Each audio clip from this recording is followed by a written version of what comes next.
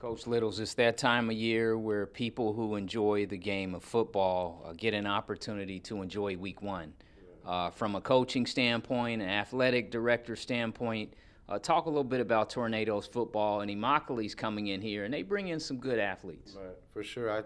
From an athletic director standpoint, it's just trying to get all the ins and outs of being able to host the game and find workers and promote the game. And it's our blackout, so we got to have a plan for that. And then as far as the football goes, I mean, Immokalee is a good team, a historic program. Had a lot of really good players over the years. Coach Delgado's done a great job with their group and where they were at when he took over to where they're at now. And like you said, they have some good athletes, and we got to play discipline. We got to play fast, and if we can play our style of football, I think we got a chance. And we'll just line up and do what we do and represent Booker Nation and Soda Dame. Soda Dame is a great environment if you have on Tornadoes jersey. If you don't, it could be a long night. Talk a little bit about the atmosphere, brand new turf. The fans are right on top of you, and it's a historic site. Nah, for sure. Like Tornado Alley is a great place to play football. Brand new turf field. I mean, it was nice to be able to practice on it for 3 weeks and then to finally play a game on it, and it was great. As far as the atmosphere, it's second to none.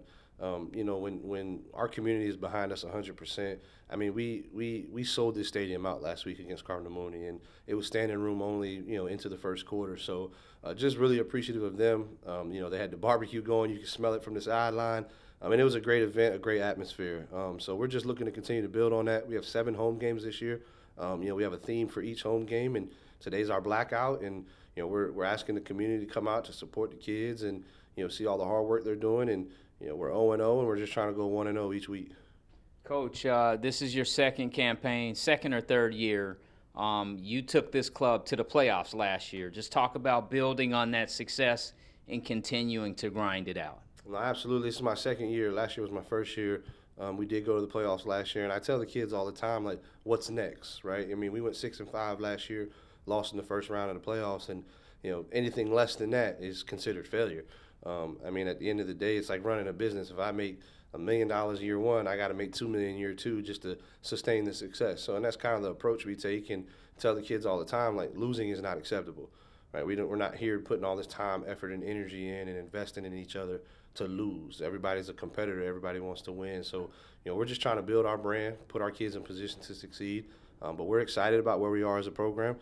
We have 90 kids in our program, and we had our first JV game this week in 10 years, and we won 30-0. So, just really excited about where the program is, the future, and we're looking for the stadium to be packed tonight, and let's get a big win.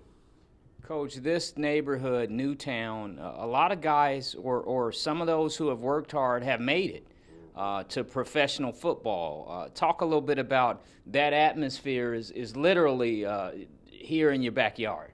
No, absolutely. I think some great talent has come through Newtown, and some great talent has come through this Booker program over the years. Guys like Sam Shields, Marlon Mack, Mike Hawthorne, Jeremy Butler. The list goes on and on and on. About guys who made it to the highest level and made a living out of playing football. And we tell the kids all the time, like when they see their pictures hanging up in the gym, like that could be you. It's about the choices you make and the decisions and the things you want to do for your life. And so we're excited that those guys have all come back and been around the program and are excited about the direction of the program, and we're just looking forward to continue to build that brand and represent them.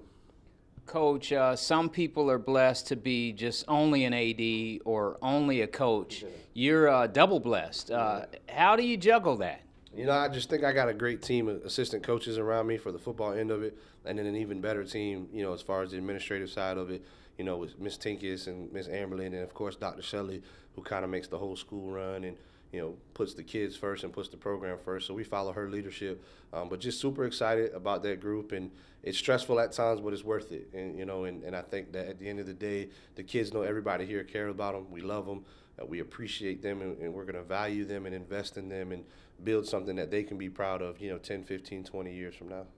Coach, your road to get here in Virginia in the game of football, I ask people this: how did you get here?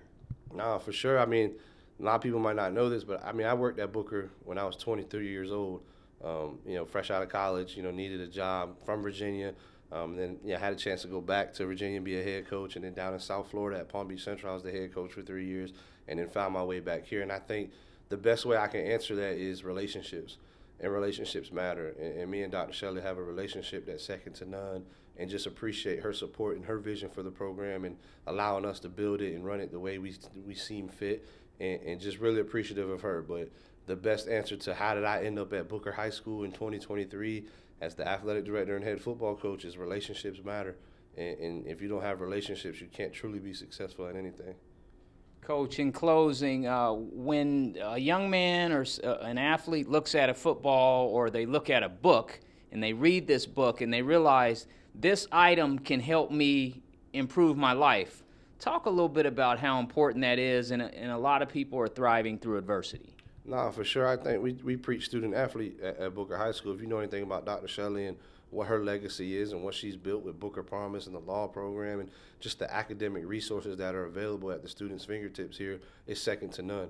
You know, our mission statement as a school is to be college and career ready. You know, and we truly push that on our kids. We tell the kids all the time, you know, football is not who you are, it's what you do. You know, and you're a student first, you're a person first, and we want to, you know, push the person. We want to excel the student. You know, and football is just a vessel and a token you use to help you get where you want to go. And for some of them, it's just something they do to, you know, be a part of something and be in the program and, you know, stay off the streets or stay out of trouble. You know, so whatever their purpose is and their vision is, they know at Booker High School, regardless of what it is, you're a student first, and we're going to love you, we're going to cherish you, and we're going to push you to be the best version of yourself. Coach, in closing, is there anything else you want to tell everybody out there? They're looking at Booker and they're hungry for a winner. I just appreciate the community, appreciate the support. We're building, we love you, we appreciate you, and as always, it's so the dang.